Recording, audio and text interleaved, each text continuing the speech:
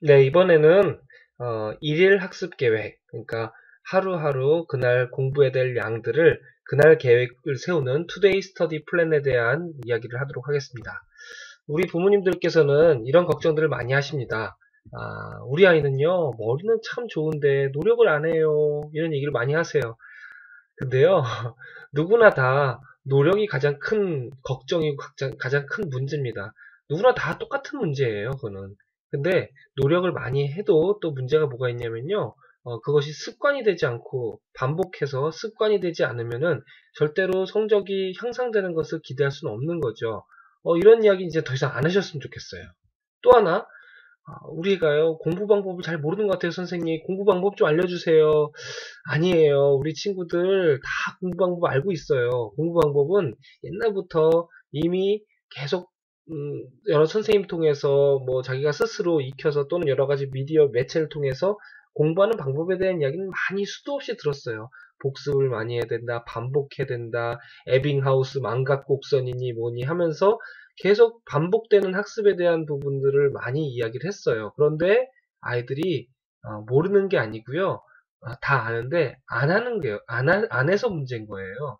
그것을 계속 연습하고 숙달하는 게 어렵고 그 과정이 굉장히 지루하고 인내심을 요구하기 때문에 그걸 연습하지 않아서 그런 거지 아이들은 모르지 않습니다. 네, 그래서 또 똑같은 이야기일 수도 있는데요.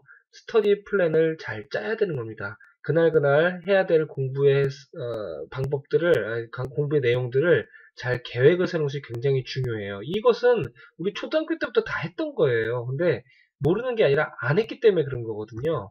네, 스터디 플랜은 왜 해야 될까요? 공부에 집중할 수가 있어요. 실제로 내가 오늘 해야 될 양들을 정확하게 알고 있다면 공부에 집중할 수가 있습니다. 또 내가 무엇을 잘하고 있는지 무엇을 못하고 있는지를 알 수가 있어요. 심리학 테스트 중에 메타 인지 능력이라는 게 있어요. 뒤에 나중에 동영상 통해서 또 제가 설명드릴 건데 메타 인지 능력, 내가 알고 있다고 생각하는 것과 실제 아는 것과의 차이점이 분명히 있어요. 그 차이점을 줄이는 것이 되게 중요하거든요. 나는 알고 있어. 난 다 풀 것 같아. 다 알고 있어. 라고 생각하지만 실제로 풀어봤더니 그렇지가 않았다는 거죠. 네. 그 차이를 줄이는 것이 굉장히 중요한 거예요. 자, 이 플래너를 짜다 보면은, 플랜을 세우다 보면 내가 뭘 잘하고 있는지, 뭘 못하고 있는지를 알 수가 있는 거예요. 네. 그 다음에 균형 잡힌 공부를 위해서 공부를 치우치지 않고, 균형 잡히게 하기 위해서 반드시 스터디 플랜이 필요합니다.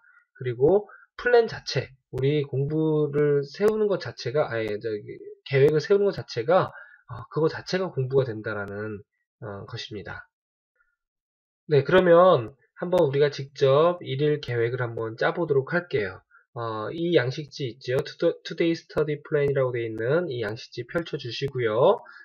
우리 이미 수학공통에서 몇 번 작성해 보셨을 텐데 제가 한번 다시 한번 꼼꼼하게 설명해 드리도록 하겠습니다.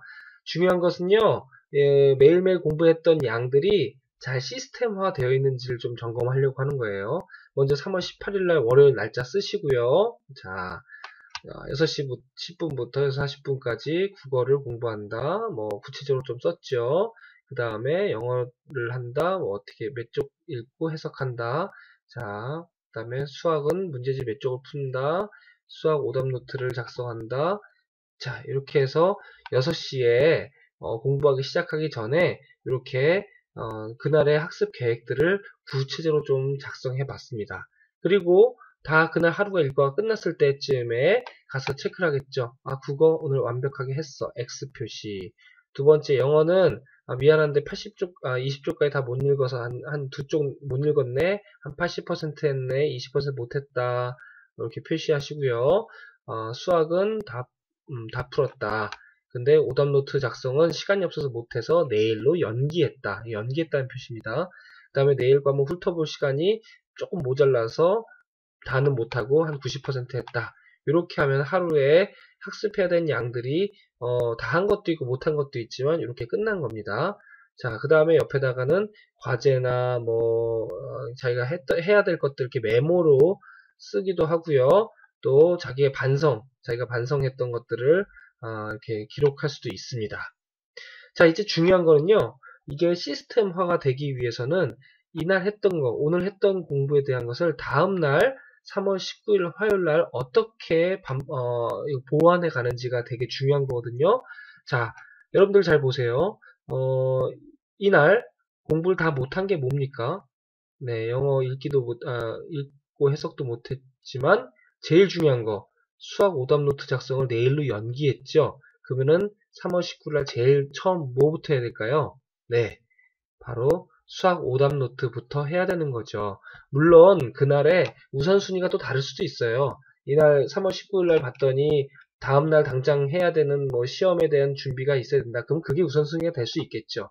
하지만 전날에서 했던 것들이 반드시 이날 들어가 줘야 되는 거고요. 이날 안 되더라도 다음날이라도 적어도 그 주간 안에 이것을 못 하기로 했던 것을 꼭 마무리 지어야 되는, 그래야지 학습이 완전하게 다 이루어질 수 있는 그런 과정인 거거든요. 특히나 수학을 풀었으면 오답 노트를 쓰는 것은 반드시 따라야 되는 과정인데 20쪽, 30쪽 풀고 난 다음에 오답 노트를 하지 않은 것은 반드시 이 주간 내에 반드시 해내야 되는 그런 과제인 거예요.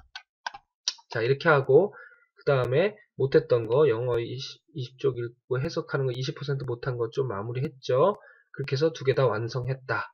네, 이렇게 하면은 부모님이 옆에다가 이렇게 예쁘게 써주시죠. 네, 우리 아들 참 잘하구나. 네, 엄마도 늘 기도할게 하면서 이렇게 이제 복습이 끝났습니다. 이렇게 됐을 때 이틀 동안에 복습이 시스템화돼서 하나의 이제 빈틈없이 다 채워지게 되는 그런 효과가 있겠죠. 적어도 그 한 주간에라도 이것을 반드시 완성할 수 있도록 해야 됩니다. 선생님, 저는요, 이렇게 막 못한 연기한 것들을 왜 작은 포스트잇 있죠? 요 가느다란 포스트잇, 이렇게 가느다란 포스트잇에다가 써가지고 붙여놓고 이날 못했으면 그 다음날 옮기고 그 다음날 옮기고 해서 그런 식으로 했던 기억이 많이 나요. 저도 이런 식으로 시스템화해서 공부했던 기억이 납니다.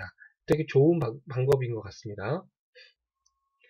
그런데 만약에 선생님, 저는 이렇게 시간을 써서 하는 게 딱 지켜서 하기가 너무 어려워요. 시간을 지킬 수가 없을 것 같아요. 라는 친구들은요, 우선순위에 의해서 그냥 번호로 매겨서 할 수도 있을 것 같습니다. 네, 저도 가끔 이렇게 하는데요.